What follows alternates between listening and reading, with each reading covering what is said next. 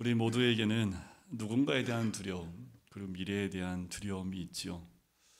근데 혹시 오늘 집에서 나오면서 혹시 걱정하면서 나오신 분 계십니까? 내가 가스불을 껐나? 끈 것 같은데. 요새 저도 교회를 나가면서 교회 문을 닫고 나왔나?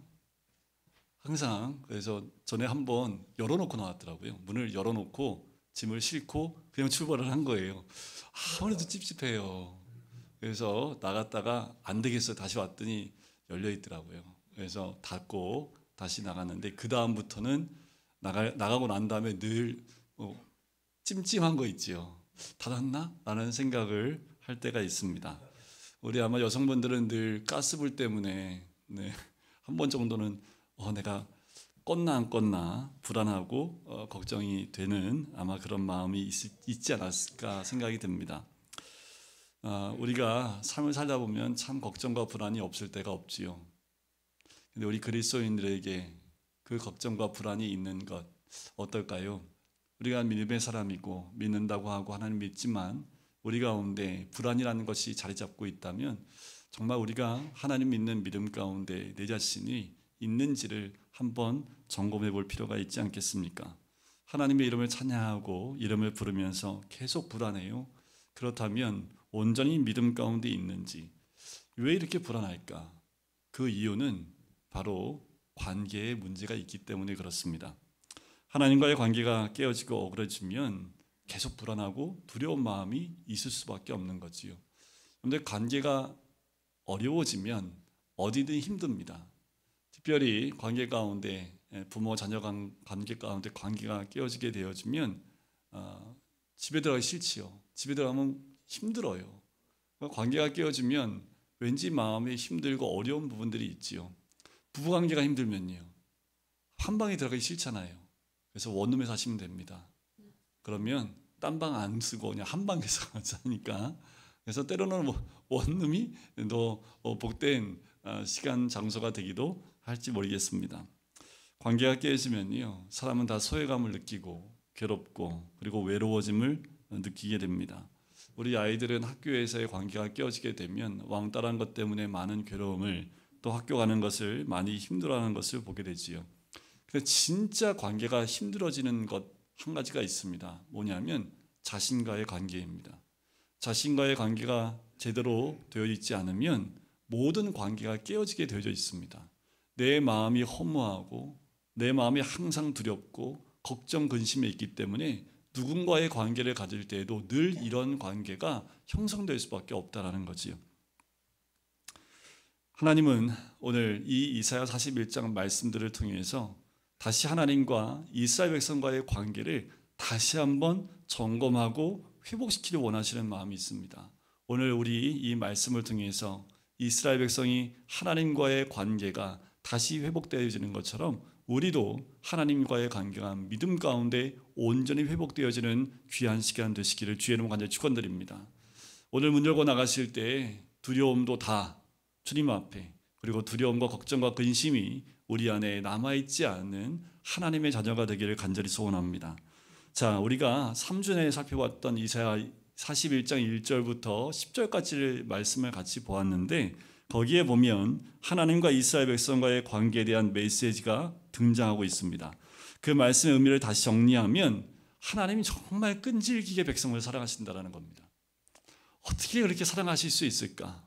그 사랑에 끊임없는 그 사랑, 끈질긴 하나님의 사랑을 8절 말씀에 이렇게 얘기하십니다. 나의 종 너 이스라엘아, 내가 택한 야곱아, 나의 벗 아브라함의 자손아 라고 얘기를 해요. 세 가지로 얘기를 합니다. 나의 종 너 이스라엘아, 주인과 종의 관계로 얘기를 해요. 자, 이 관계는요 특별한 관계입니다. 그냥 노예와 주인의 어떤 주종 관계에 있는 것이 아니라 실제로 이 관계는 굉장히 신뢰가 깊이 있는 것을 의미합니다. 오죽하면 사도 바울이 편지를 쓸 때마다 예수 그리스도의 종 나 바울은 이라는 말을 반복해서 씁니다.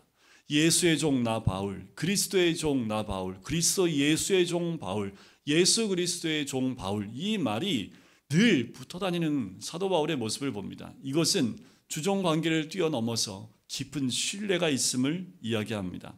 두 번째, 내가 택한 야곱아라는 거지요. 내가 택했다라는 겁니다. 너는 내가 택한 사람이다. 수많은 사람 중에 택한 사람이다. 너를 잊어버리지 않겠다. 너를 싫어하지 않는다. 너는 내 진주처럼 보석처럼 가장 아끼는 선택받은 사람이다 라는 거지요. 부부관계가 이래야 됩니다. 부부관계가 이렇게 돼야 여러분들 부부관계가 어떤 환경 가운데도 흔들리지 않는 신뢰 있는 그런 관계가 되겠지요. 부모 자녀 관계도 마찬가지입니다. 하물며 하나님이 우리를 어떻게 해요? 넌 내가 택했다.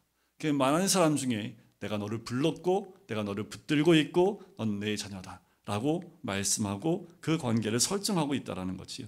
세 번째는 나의 벗입니다. 하나님이 할 수 있는 모든 관계의 표현을 다 하시는 거예요.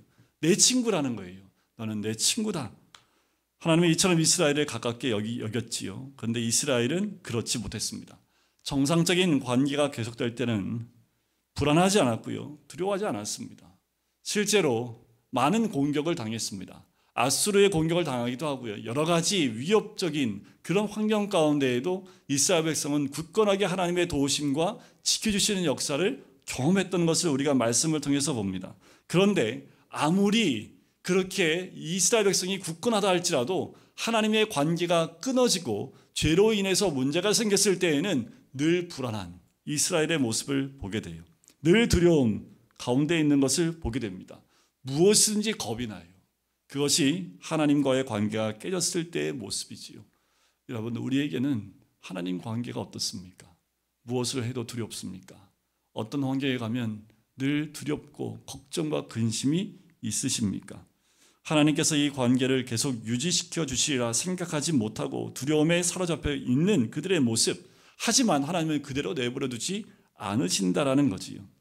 이스라엘 백성들을 어떻게 해요? 갈대아 우르에서 그 조상 아브라함을 부르셨다라는 것을 다시 상기시켜 주시면서 내가 너를 그냥 두지 않겠다고 말씀하십니다.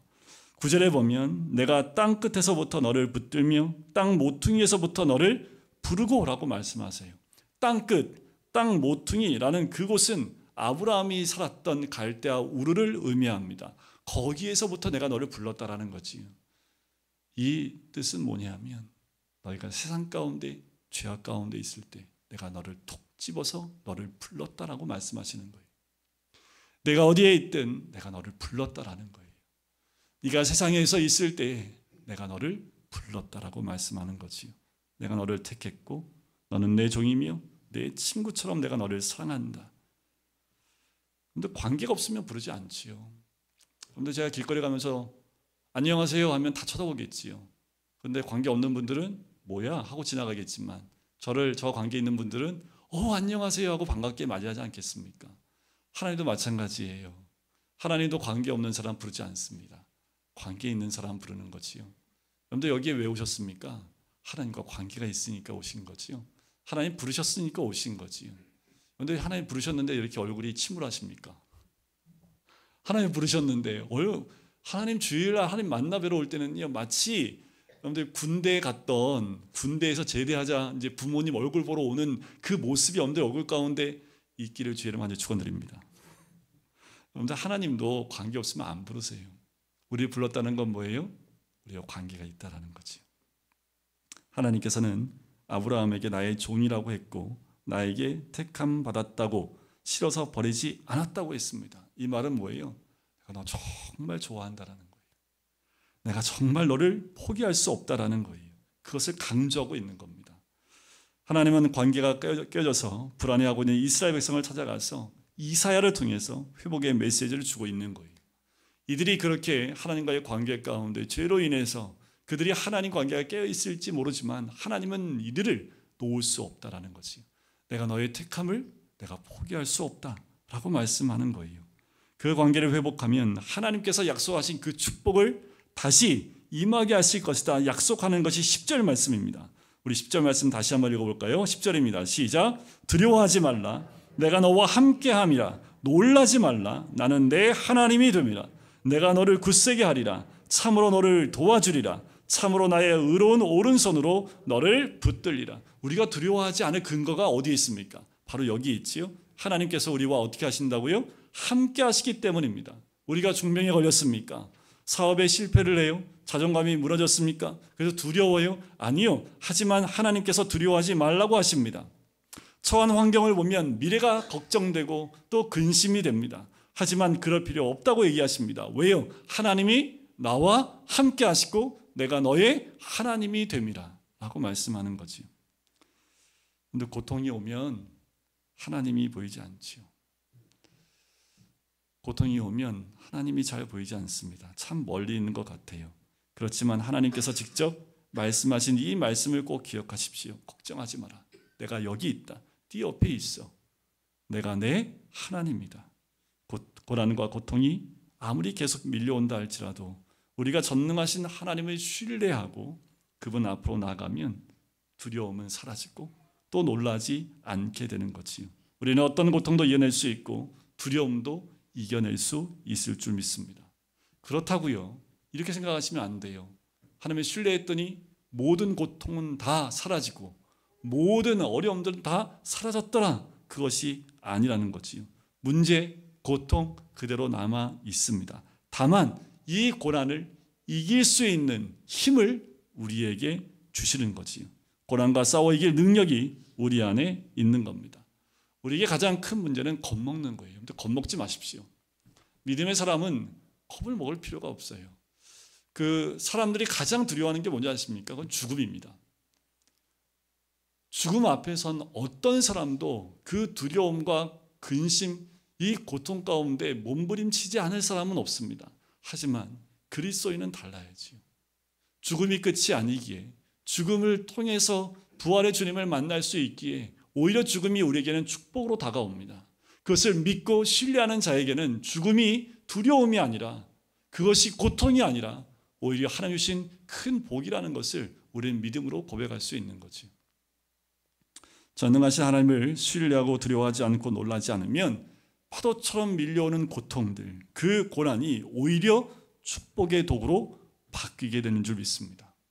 오늘 행복과 불행은요 어떻게 결정될까요? 오늘 행복하십니까? 혹시 불행하신 분 계세요? 이 행복과 불행은 어떻게 결정될까요? 이 왼수 때문에 늘 불행해요. 때로는 다른 사람에 의해서, 때로는 우연히 그 불행이 찾아온다 얘기할지 모르겠습니다. 그런데 행복과 불행은요 내가 선택하는 겁니다. 행복을 선택하면 행복한 거예요. 환경과 상황이 다 갖춰진다고 행복하지 않습니다. 행복과 불행은 내 선택에 달려 있습니다. 행복을 선택하십시오. 불행 쪽으로 기울지 마세요. 우리는 하나님의 축복받은 자고 사랑받은 자들입니다.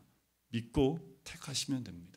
믿음으로 그 부분을 내가 선택하고 믿으면 축복의 사람이 되는 거지요. 왜냐하면 우리는 이미 행복을 선택했지요. 왜요? 우리는 마귀를 선택하지 않고 하나님을 선택했습니다. 우리는 땅을 선택하지 않고 하늘을 선택했지요. 그래서 죽음도 질병도 실패도 그 어떤 것도 우리를 막지 못합니다. 하나님께서 놀라지 말라고요, 두려워하지 말라고 말했으면 그것을 신뢰하는 자에겐 더 이상 놀라움과 두려움은 없습니다. 하나님께서 두려움을 선택하지 말고 하나님께 의지할 것을 거듭 강조하시면서 이렇게 말씀하시지요. 내가 너를 굳세게 해줄 것이요 참으로 너를 도와줄 것이고 내 의로운 손으로 오른손으로 너를 붙들고 도와줄 것이다. 하나님의 음성에 귀를 기울여야겠지요. 이보다 더 강력한 말씀이 어디에 있습니까? 우리 현솔이가 아기 때 막 아장아장 걸을 때, 지금 이제 유이가 막 아장아장 걷는데 좆대입니다.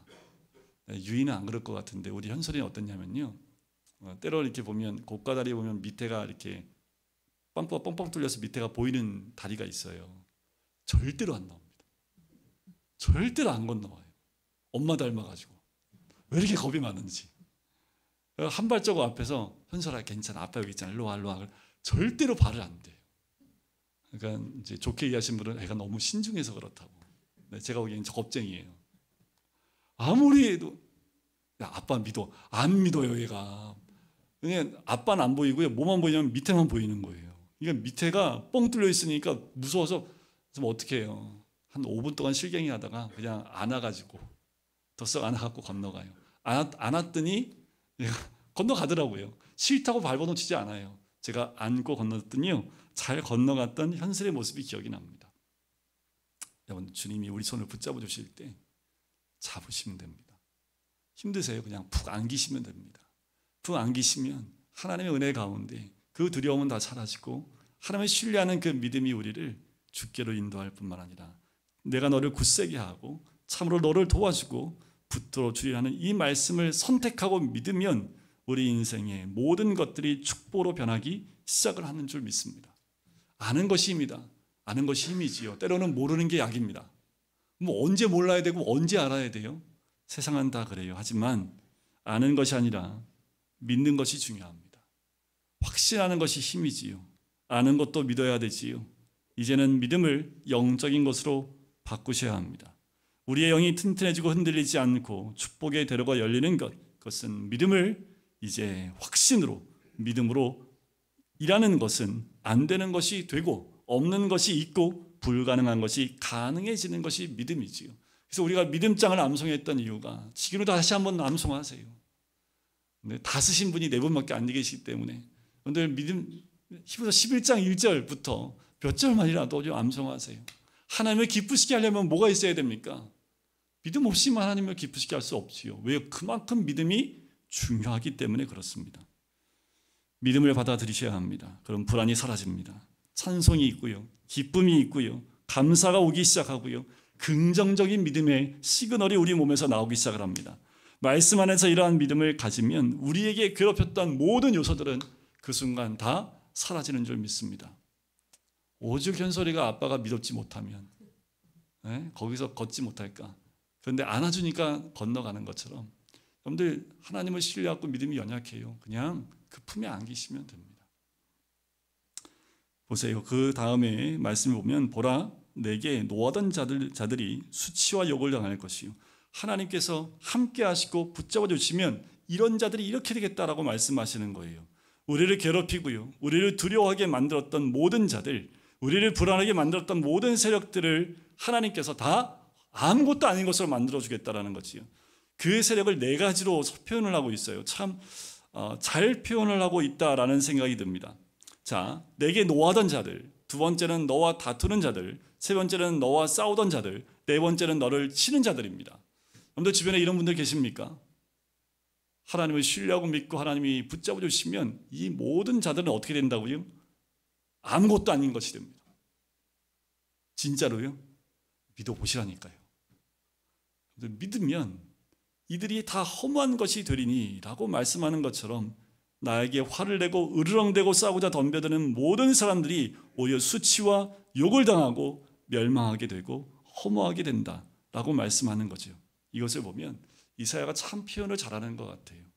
이것을 보면 이 이사야가 어려움 당했을 때 아주 예리한 그 관점으로 이 모든 것들을 표현하고 있는 것을 보게 되지요. 악인들이 왜 사라집니까? 왜 멸망하고 수치를 당하면서 만날 수 없게 될까요?